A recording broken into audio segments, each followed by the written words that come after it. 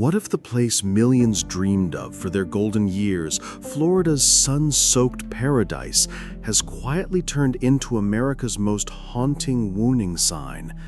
Imagine beaches lined not with umbrellas, but with tents. Picture highways shadowed by makeshift shelters instead of palm trees. This is not a distant dystopia. Why Florida's homelessness crisis is not just about housing. It is about a deeper unraveling of community, trust, and conscience. What Florida's collapse of compassion signals for the rest of the nation, and why ignoring it now could mean facing it at your own doorstep soon. Why should you keep watching? Because this is not just Florida's story, and by the end of this documentary, you will see what is really at stake. A shattered American dream. Florida was once the embodiment of the American dream, a symbol of warmth, peace, and the promise of affordable living. It was the place where retirees came to find rest, and young families planted roots under the sun. But today, that dream lies in fragments. The state's homelessness crisis has escalated into a full-blown humanitarian emergency, with more than 31,000 people now classified as homeless, a staggering 34% increase in just 3 years.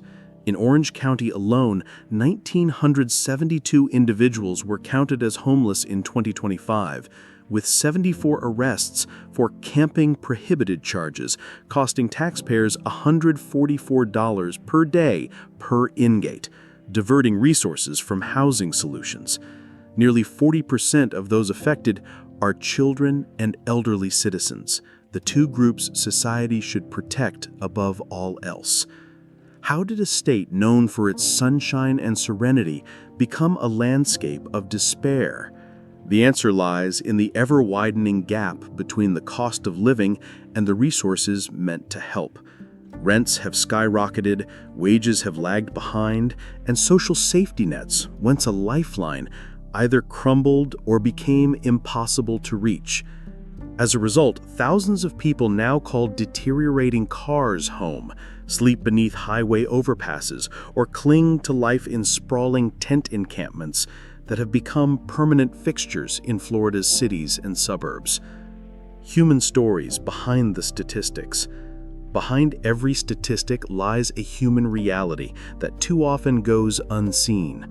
Take the 68-year-old widow who now sleeps in her car, parked outside a shopping plaza because her fixed income no longer covers Florida's surging rents. She shares quietly, "Since I've been here, I sleep in the seat.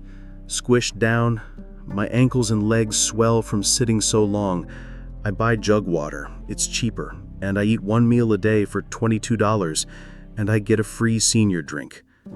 Children caught in this crisis show up at school hungry, drained from sleepless nights in overcrowded shelters or darkened RVs. How does a child focus on math or reading when survival overshadows everything? These stories aren't isolated tragedies, they're becoming heartbreakingly common. As hurricanes and extreme weather strike with greater frequency, the risks grow deadlier for those without shelter. Without stable housing, illness, injury, or worse become inevitable. Yet support remains scarce. Affordable housing projects are underfunded, mental health services are overstretched, and emergency aid is tangled in red tape.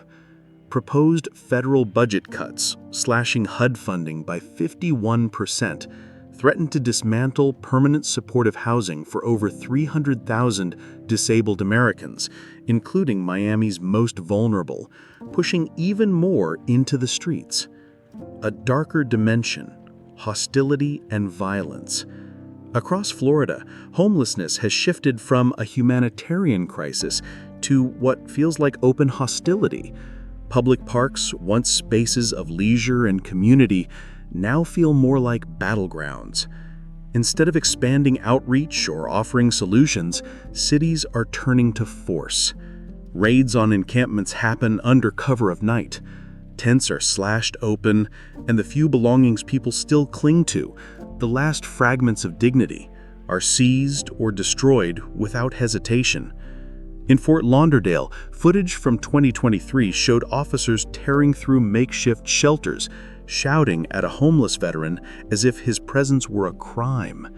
In Orlando, a woman was arrested for nothing more than waiting in line at a soup kitchen. In Miami Beach, nearly half of 2024 arrests targeted unhoused people, emboldened by the Supreme Court's Grants Pass versus Johnson ruling, which upheld anti-camping laws and gave cities more legal cover to criminalize visible poverty. But the violence doesn't stop at eviction. It follows people into the alleys and shadows. In St. Petersburg, fear now takes new forms. Shop owners, frustrated and unsupported, have reportedly hired private security squads to clear their front stores. What they call cleaning up the streets often amounts to organized harassment, a culture of punishment. Florida today isn't just grappling with a housing emergency. It's caught in a deeper moral crisis, where compassion is being replaced by control, and the instinct to help is overwhelmed by the impulse to punish. The growing anxiety among both the housed and unhoused reveals a society cracking under the weight of its own choices. This is not the aftermath of a natural disaster. It's the product of policies and ideologies that decided poverty should be hidden, not healed. Since the Trump era, federal protections that once formed a safety net have been steadily dismantled. Programs that provided rental assistance, transitional housing, and healthcare for vulnerable Americans were gutted. Regulations that shielded low-income tenants and people with disabilities were rolled back by a HUD leadership more focused on deregulation than on human need. Trump's 2026 budget proposal, slashing $532 million from homeless assistance grants and consolidating Continuum of Care and HOPWA into restrictive emergency solutions grants, threatens Florida's $110 million in 2024 funding, undermining local coordination and permanent housing efforts. What looks like fiscal tightening on paper translates on the ground to more people losing shelter, more families stuck in cycles of displacement, and local agencies stripped of the tools they need to respond effectively. Governor Ron DeSantis has doubled down on this model, choosing to criminalize the visible signs of poverty rather than confront its root causes: mental illness, addiction, unaffordable housing. Cities across Florida, from Miami to Tampa to Jacksonville, have passed ordinances making it illegal to sleep in public, even as shelters overflow. When no legal place remains to lay your head, what choice is left? Instead of investing in solutions, Florida pours millions into surveillance cameras, nightly patrols, and hostile architecture. Benches impossible to rest on, parks fenced off, restrooms locked tight. The working homeless and a rigged system. Florida's housing crisis isn't a story of people unwilling to work. In Miami, Tampa, Orlando, and beyond, the cost of living has spiraled so far out of reach that even stable jobs no longer buy stability. Picture this: renting a modest one-bedroom now averages over $2,200 a month. Meanwhile, a typical retiree's income? Just $1,200. The math is merciless. How do you choose between rent and food? Between keeping the lights on or filling a prescription? Meanwhile, property taxes in coastal counties have soared by 45% over the past 5 years. Insurance premiums have doubled, and Medicare gaps leave seniors drowning in medical debt. All it takes is a rent hike, a fender bender, a denied insurance claim, and stability crumbles. When they turn to the system for relief, they find waiting lists years long, legal aid stretched paper thin, and food aid denied for earning too much by a few dollars. It's a game rigged from the start. What good is a safety net full of holes? The rules seem rigged. You can follow every step, get a job, pay taxes, stay out of trouble, and still end up without a home. A demographic shift and a loss of community. Florida is unraveling.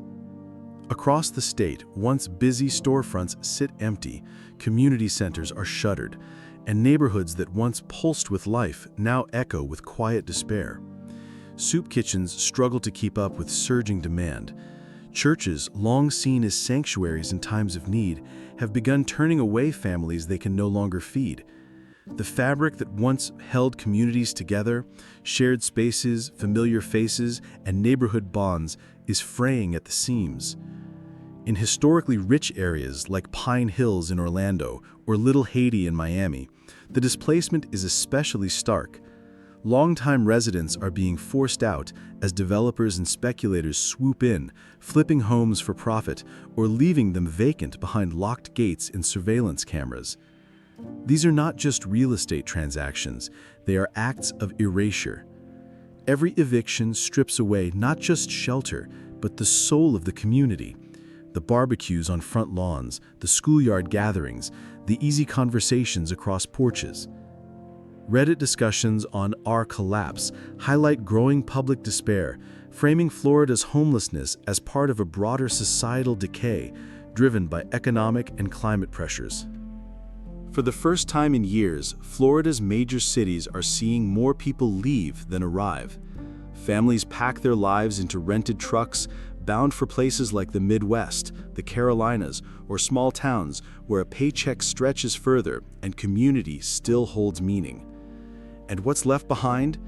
Empty properties, shuttered small businesses, and broken trust.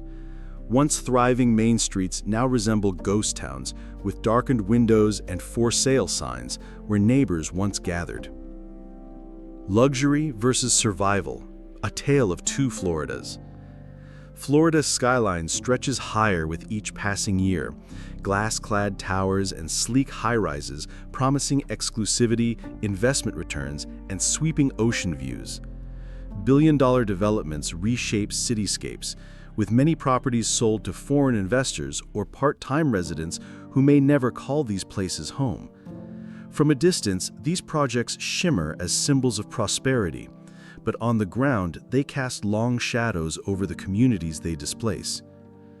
Beneath the polished language of redevelopment lies a harsher reality: mass displacement hidden behind promises of progress.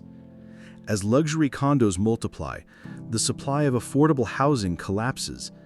For every 100 low-income renters in Florida, just 28 affordable units exist.